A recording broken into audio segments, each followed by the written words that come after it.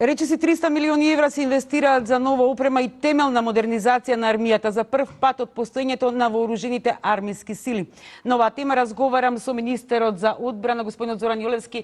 Добре дојдовте во Канал 5, господине Јулевски. И веднаш да ве прашам на што ќе се трошат овие средства и по кои критериуми ќе се набавува оваа опрема, што реков дека представува најголемо модернизирање на армијата за овие 24 години од постоењето.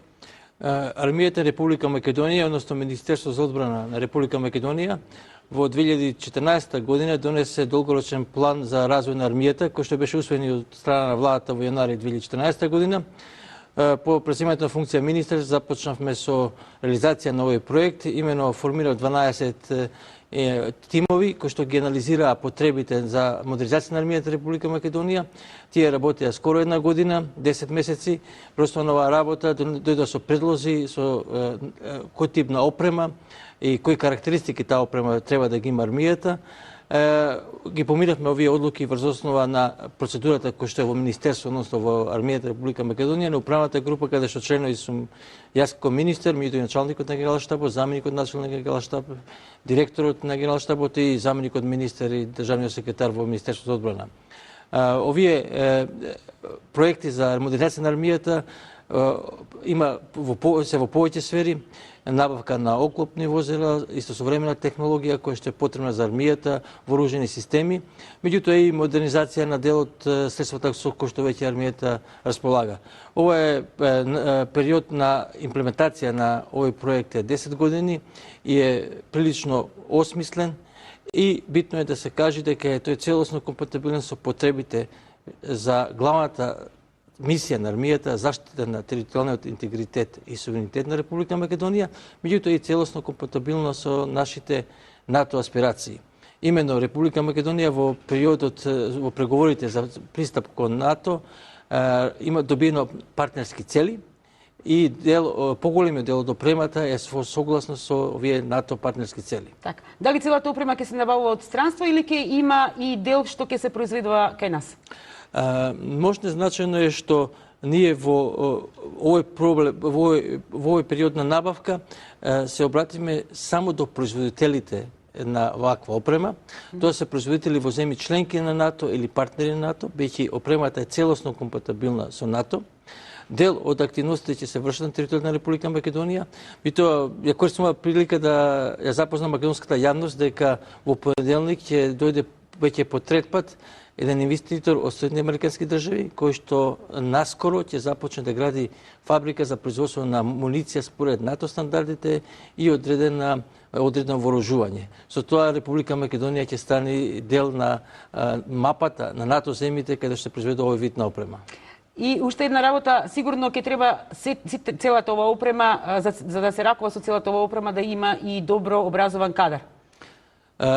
Покрај опремата, војската, односно припадниците на армијата кои што користат опрема се можно да бидат добро обучени. Ние во овие пакети кои набавуваме опремата вклучуваме и обука на нашите кадри, исто така вклучуваме и обука на лицата за одржување на оваа опрема, меѓутоа и продолжуваме со вежби и обука на припадниците на АРМ во разни мисии. Тука би сакал да истакнам дека Македонија оваа година доби едно место на Воздухопловната академија во Колорадо, Соединените американски држави. Се надеваме дека идната година ќе добиеме и место за еден наш припадник на питомец да студира на Вест Пойнт, која што е најелитна војна школа. Оваа година имавме наши два питомци на најстариот приватен воен универзитет во Америка, Норвич, помина семестар. Целта ни е питомците да поминат сите питомци по еден семестар во некој од НАТО земјите, а исто така инвестираме и во обука на постојните офицери и војници, во учество на вежби, НАТО вежби. Една од најголемите вежби на европскиот континент, Анаконда, кој се одржа оваа година во Полска. Ние имавме 160 наси припадници на армијата. Заедно вежбаме со елитните единици на Соединените американски држави, на другите НАТО земји членки, се со цел да имаме максимално обучена армија, максимално обучени офицери и професионални војници. Така. Нашата војска со години наназад се покажува покажува исклучителни резултати, особено во мисиите во Авганистан и на други места, каде што добиваме големи пофалби од НАТО, одликување и така натаму. Но да се вратиме на опремата, да ве прашам, во врска бевте посочени дека за транспарентноста на целата оваа постапка при набавката од некои медиуми. Што ќе кажете на таа целата постапка? На кој начин ќе се набавува, бидејќи станува збор за навистина голем број и скапа опрема? Ние со големо внимание посветуваме на интегритетот на процесот на овој вид на набавка. Набавката на војна опрема е специфична набавка, меѓутоа максимално транспарентно се врши овој процес.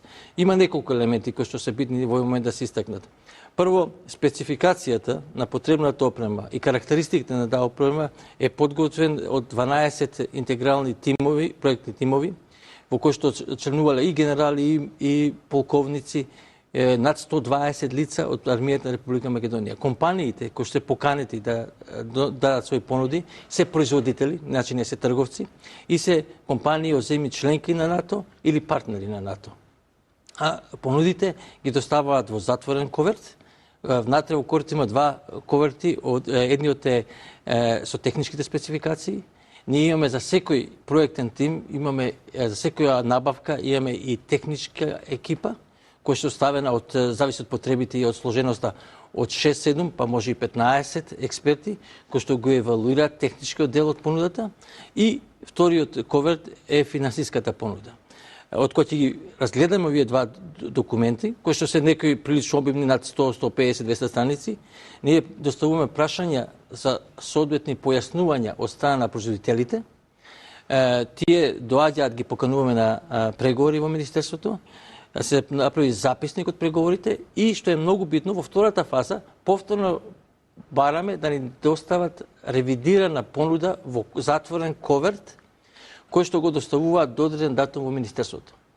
Кој ќе дојде овој коверт, повторно по истиот те чекори кои што претходното, техничката комисија ги проверува техничките карактеристики, дали ги исполнуваат, и после финансиската комисија. Значи, квалитетот на набавената опрема е висок квалитет, се работи опрема од земји членки на НАТО и техничките, стручните лица во Министерството, односно во армијата на Република Македонија, тактичките носители, некои што употребуваат таа опрема, прават евалуација. Така. Господин Јолевски, јас ви благодарам што бевте дел од дневникот на Канал 5. Ете, слушнавме и убава вест дека и во Македонија ќе се произведува армиско вооружување од понеделник, односно дека ќе дојде инвеститорот кој што ќе пројави интерес за ова да отвори ваква инвестиција.